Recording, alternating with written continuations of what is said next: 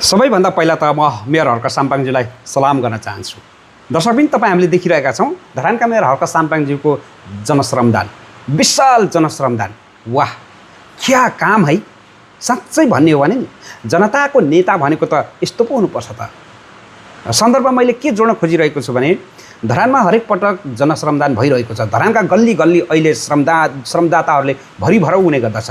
त्यसै वखतमा एकजना प्राय जसो चाहिँ उहाँ कन्ट्रोभर्सीमा आइराख्ने गर्नुहुन्छ धरान वडा नम्बर 10 का अध्यक्ष विवेक राई। विवेक राईज्यू पनि त्यहाँनिर पुग्नु भएको रहेछ। उहाँले 2084 को केही कुराहरू गरिराख्नु भएको थियो। 84 मा अब के भन्ने हैन, के गर्ने उहाँको प्लानिङ थियो, त्यो कुरा चाहिँ उहाँले मज्जाले दिँदै हुनुहुन्थ्यो। त्यसै वखतमा धरानका मेयर हर्क साम्पाङज्यू आइपुग्नुहुन्छ। आइपुग्नुभयो तपाईँ पनि, ल ढुङ्गा बोकौँ, क्या मिठो गरी भन्नुभएको छ।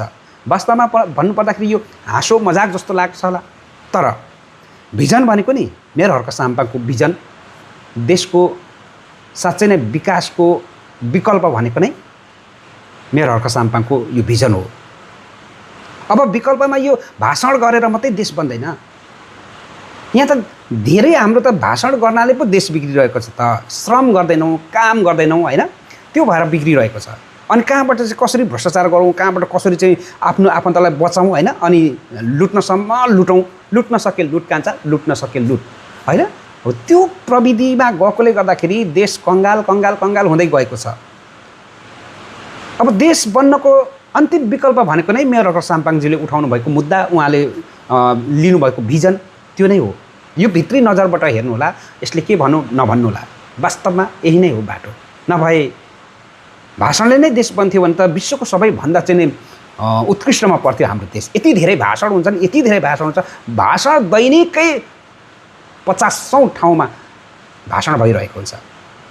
केवल भाषणमा मात्रै सीमित हुन्छ, जनता नहौँ हामी त बलिको बोको हुन्छौँ है। चाहे जेसुकै होस्, धरानबाट सिक्नुपर्छ, हर्क साम्पाङज्यूबाट सिक्नुपर्छ। अबका जति पनि नेताहरू हुनुहुन्छ हैन, सिक्न जरुरी छ, सिक्न जरुरी छ। यो सत्य तितो हुन्छ, यथार्थ यही हो। अहिले धरानलाई कस्तो खालको चाहिँ नि उहाँले चाहिँ धरानको वातावरण कस्तो बनाइसक्नु भएको छ, धराने जनताको चेतना कस्तो खालको उसमा पुर्याइसक्नु भएको छ, जसले कि काम नगरी हुँदैन, श्रम नगरी हुँदैन भनेर उहाँहरू लागि पर्नु भएको छ। उहाँहरू त निरन्तर अब त काम नगरी हुँदैन भन्ने खालको चाहिँ एउटा त्यो खालको चाहिँ वातावरण बनाइदिनु भएको छ। अनि भनिसकेपछि गर्दाखेरि हुन्छ भन्ने उदाहरण गराइराख्नु भएको छ। र हामीले कुनै पनि पार्टीमा आबद्ध भए पनि एउटा स्वतन्त्र युवा अथवा चाहिँ स्वतन्त्र मेयरले राम्रो काम गर्नुहुन्छ भने उहाँलाई पनि हामीले साथ सपोर्ट दिनुपर्छ भन्ने मेरो मान्यता हो। दर्शक, तपाईहरुलाई कस्तो लाग्छ मेयर हर्क साम्पाङ?